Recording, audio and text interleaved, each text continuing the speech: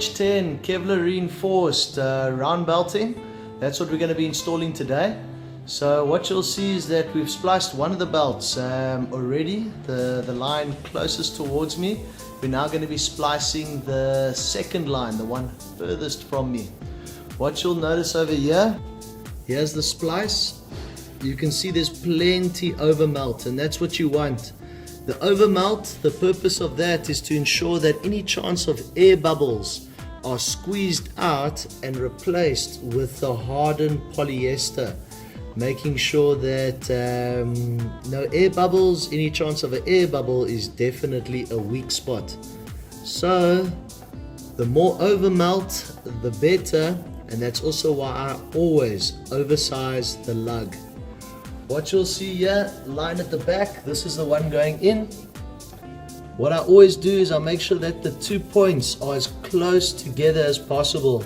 Over here you'll see that there's a 20mm gap between each end of the polyester cord.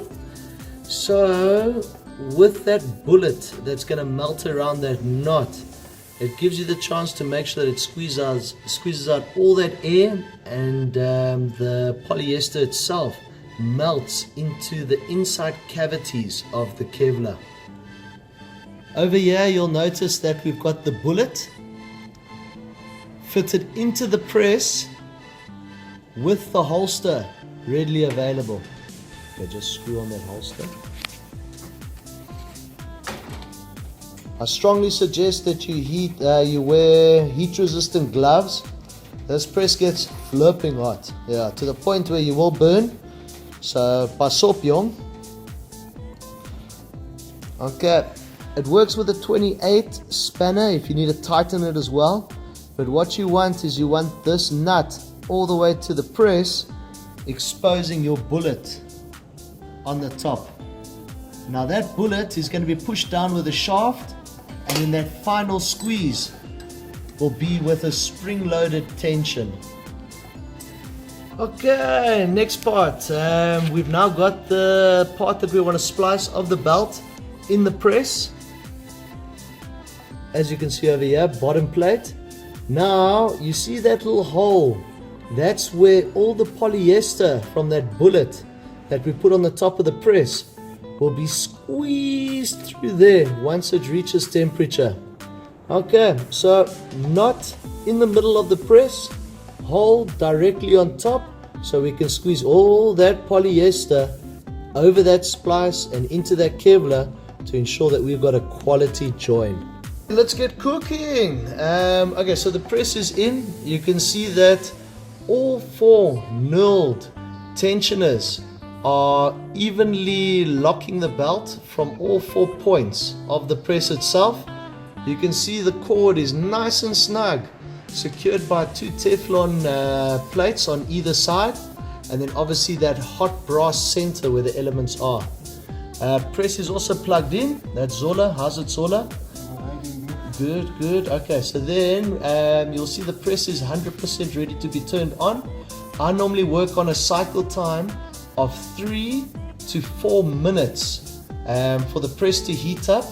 Once I notice that that polyester bullet is starting to drop, that means that we're 100% on temperature, and it's actually safe to turn off the press and allow the temperature it's currently at to finish off the job for you. Okay, next part of this amazing exercise is timing the bullet. So what you'll see here is Zola has that shaft and he's applying pressure to that bullet to start feeling when it's going to start dropping.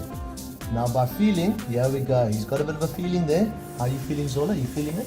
Yeah, I'm feeling it, but it's still hard. Okay, so he's feeling it's softening, and it wants to start getting squeezed through that hole, but it's not quite at temperature. So that's what we're going to wait for there.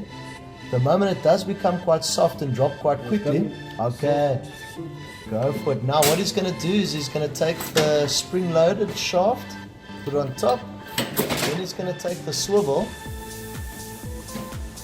and he's slowly going to push it down until the thread of that shaft will take over and start giving even pressure with that spring. Normally at this point I would actually turn the power off So in the next 10 seconds, we'll turn the power off and then we'll rely on the thread of that shaft to push the balance of that bullet over that amazing splice. Okay, we've turned the splice off. Now we're busy turning the shaft onto that thread bar just to squeeze the balance of that polyester out of the splice. Remember, gloves are essential here, eh? It might not look hot, but I promise you this thing is flipping hot. Will burn fingers, will burn hands, you will come out second best.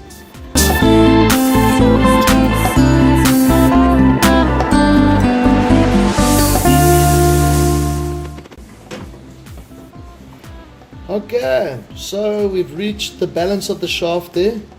We've used all the thread and we're relying on the spring to keep that polyester inside. So it's all about the weighting game. Normally what I would do is I would get a blower, either a compressor hose from one of your factory compressors, you can draw off that. Otherwise we've just got these normal blowers from Makita that seem to do a good job. Blow the unit for 5 to 10 minutes. Make sure that you bring the press to room temperature. When it's at room temperature, then you can open up. Catch up with you then.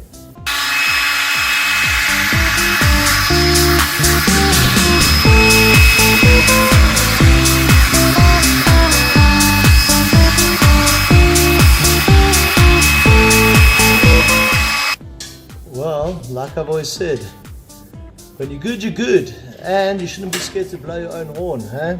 Yeah. So this is me blowing my own horn. Beautiful splice, beautiful job. Perfection by belting edge. Yeah. Okay, you'll see this splice over here. We've cleaned it off. And we're going to be doing the same to this one too. You literally remove the excess flash, the excess polyurethane that was spliced around.